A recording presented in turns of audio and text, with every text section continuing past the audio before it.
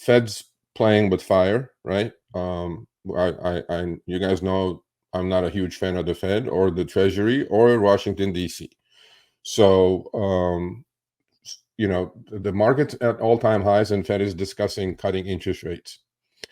Never seen it before, but I guess they know something. My inkling is that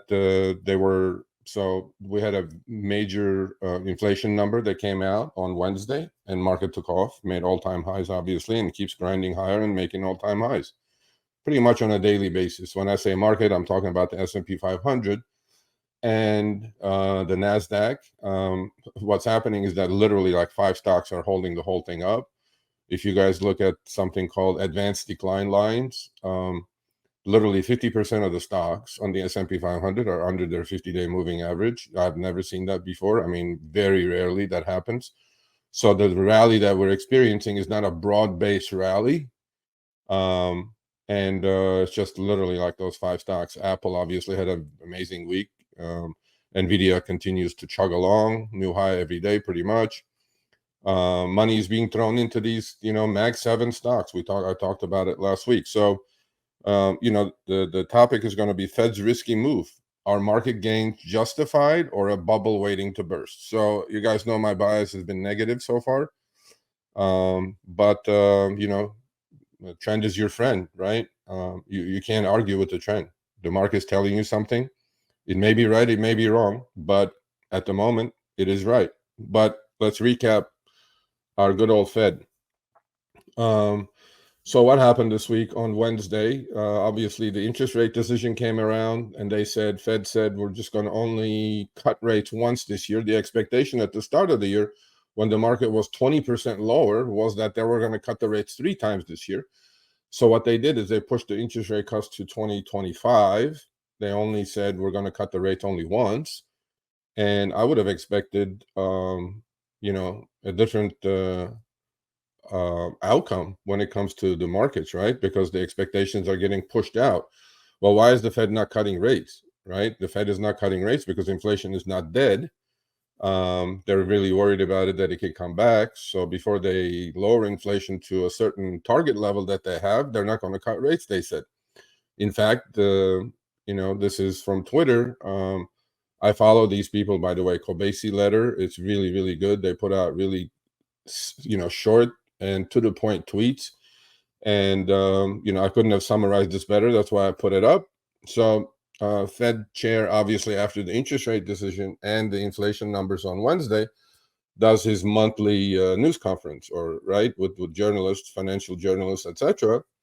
And so he literally said that he does not have a definitive answer as to why people are not happy with the economy. And he said that all of the data is strong regarding the economy. We have an economy growing at a solid pace. Do you guys agree or disagree with Chairman Powell? I think there is a massive disconnect between these people and the average American. I feel really, really that economy is not strong for the average American. For the top 1-2%, absolutely is. And then why is there such a big disconnect between data and reality? Great summary of what I could say. Well, reality is that the average American is suffering due to inflation, and it is man-made, by the way. It was created by the Fed because of their printing machines, constantly printing trillions and trillions of dollars, adding into the deficit. But besides that, created inflation. Inflation's, simple explanation is too many dollars chasing too few goods. It's not from an economy book, but that's in layman's terms, that's what inflation is. And they created all these dollars, threw it into the economy during the COVID crisis, and now they're trying to suck it back out. We had inflation over 6%, 7% every single year for the last 2-3 years. So, well, what does that mean? That means the average American is getting hurt. It's like inflation is like a tax hike on the average American. Everything we buy, we're paying more and more and more. And the reason, by the way, the market's going higher is because all the companies that we deal with on a daily basis, like, from Costco all the way down to gas, all the way down to maintenance, all the way down to housing costs, all of this, right? The companies that we deal with have raised prices. Are they going to lower the prices? I have never seen it before. What happens is that they raise the prices on everything and they keep it up there. And what happens? That goes directly to their bottom line, because their costs on the back end are not going up as much as they're raising prices, right? So that's why the earnings estimates are going up on the market, because the average American is paying 30, 40, 50% more for pretty much everything that they buy. And do you all think that they're going to lower prices, these companies? No, I've never seen it. What happens is that they get to a certain level, they cut it down a little bit, few percentage points, and then they keep it there. That's the new normal. So that's why there is such a big disconnect between data and reality. Data, they can shove it wherever the sun don't shine. According to the data, unemployment is low. According to the data, inflation is coming down. All that data, right? And how does that relate to the average American, though? It doesn't, right? That's reality. And that's why these people have, between the Fed and the DC crowd, the massive disconnect, right? And the summary of his news conference is very well done. So this is his summary. Inflation has eased substantially, but remains too high. I mean, if that's not an oxymoron, I don't know what it is, right? How can you say that in one sentence, speaking both sides out of your mouth, Mr. Powell? Inflation has eased, but substantially, meaning a lot, right? From the 5, 6, 7% that we experienced last couple of years, but still remains too high because their target rate is 2%. Well, in order to get it 2%, they have to keep the rates high. But that's the second tax hike on the average American, because we all have credit cards, we all have mortgages, we all have car loans. Well, what has happened to those things? They have gone up exponentially, literally, right? So, the first punch by the, lawmakers and the Fed was, yeah, let's pump money, save the economy through COVID, and then create the inflation. That was the first punch, the 1-2, basically. The second one was, okay, well, now we got to keep inflation. We have to raise rates from zero policy of 15 years to 5%, where everything we spend money on, as far as interest rates are concerned, has gone up substantially, right? So that's the second punch. So you guys figured that out. We're like a ping pong ball going between the DC crowd and the Fed. But Fed is following fiscal policy. Monetary policy follows fiscal policy. And because Washington, D.C. doesn't have their house in order, right? That's what the Fed is doing. So Fed reasserts long-term inflation target of 2%. Well, good luck on that one. In order to do that, we need to keep rates high, but keeping the rates high is crippling the average American. I mean, there is no ifs and buts about it, because I can see it in the data. They talk about data. Credit card defaults are at an all-time high, right?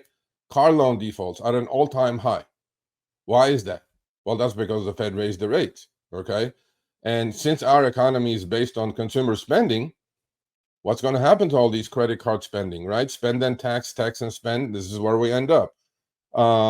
This was an interesting comment by Mr. Powell. He said, strong pace of immigration has boosted labor market participation. We talk about that on the other channel quite a bit.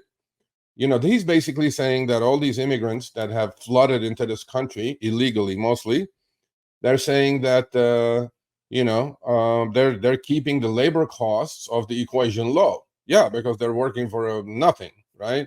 And another point he made, the Fed says the unemployment rate remains low. Okay, so the Fed's mandate is, people, 2%. So they're trying to manage something called soft landing with all this, management of interest rates and money supply. What they're doing is they're trying to create the soft landing. How many times we had soft landing in the history of this country?